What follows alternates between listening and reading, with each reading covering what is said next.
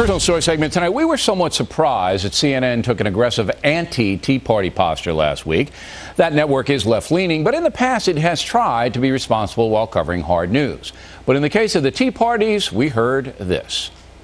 I think you get the general tenor of this. It's anti-government, anti-CNN, since this is highly promoted by the right-wing conservative network Fox. Republicans have got away. They still haven't found their voice, Anderson. They're still, this happens to a minority party after it's lost a couple of bad elections, but they're searching for their voice.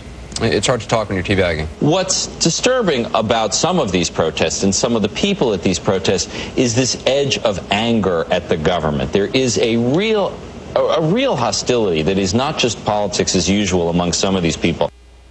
All right, joining us from Toronto, Canada, former CNN anchor Lynne Russell, who worked for CNN for 18 years.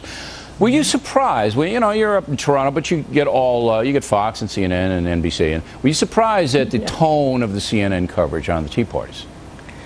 I was surprised. I did not see it live, her story.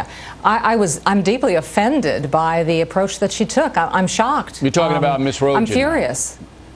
Absolutely. That's that's the one I saw, and it angers me so, because as someone who's tried for years and years, and whose colleagues have tried for years and years to be objective journalists, she violated the first rule, which is objectivity. Well, maybe she just made a mistake, and I think the woman has been, you know, roundly criticized now for 2 weeks. So, you know, I'm not going to pile on. Maybe she just had a bad day, made a mistake. But the overall tone. No. No, you don't think so?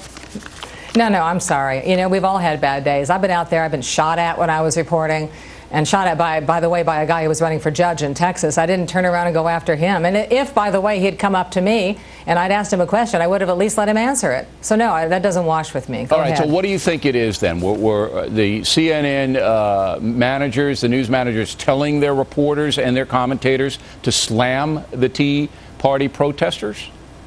Oh, now, see, I wasn't there. We weren't there, right, Bill? I mean, we don't know that. I don't know why she went out there and did that. For all I know, her agent said to her, go out there and be forceful. Because I'm not familiar with her reporting.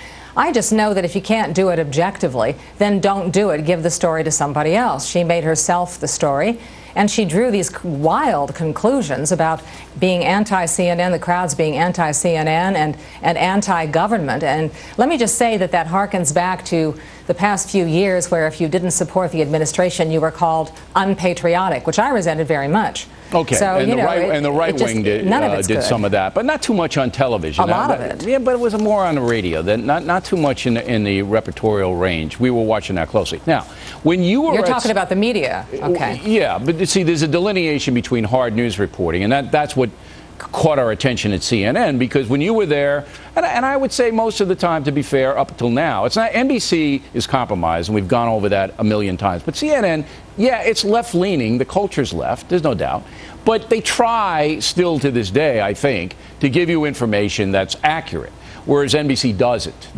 So we were surprised on the Tea Party thing, which was a breaking news story that day, that they would go out and force CNN and try to disparage it. You know, why would you want to do that? Well, don't assume that it was, you know, the result of a backroom a meeting. I'm trying to find out why. I'm not assuming anything. Maybe she just did a really stupid and idiotic thing. And I'll tell you one thing: it's way too late to apologize. She needs to go do something else for a living. Well, I wouldn't fire her though. But it's not. It wasn't just fire her. It wasn't just her. It was the tone of the whole reportage all day long. And that's inappropriate. That's inappropriate. It's inappropriate for a news organization to take a stand like that. Any news organization, a stand in either direction. Well, that gives me my opening for your next question. You worked for the CBC, the Canadian Broadcasting Corporation, for almost 2 years. And that's a notoriously left-wing outfit, is it not? That's what I heard when I went in. I didn't see it in the beginning, but I have to tell you that I was on the air the day in September of 2006 when there was an American-Canadian friendly fire accident. It was a terrible thing, and a member of the Canadian Forces was killed. Keep in mind, I've been doing Canadian repatriation ceremonies and doing them very well and with a great deal of respect. However, I was the most experienced person there when this story broke, and I was pulled as an American citizen. They didn't say it, but I know why. I was pulled off the air while 3 Canadians were contacted, one of them with virtually no experience, until they found somebody to do the story. Well, so there you are. Yes. The answer to your question is yes. Yeah. Well, the CBC, you know, for our reportage, government-funded news organization, very, very left-wing. Ms. Russell, thanks very much. We appreciate you coming on program. Plenty more ahead as the Factor moves along this evening. Remember Dean Martin and the road.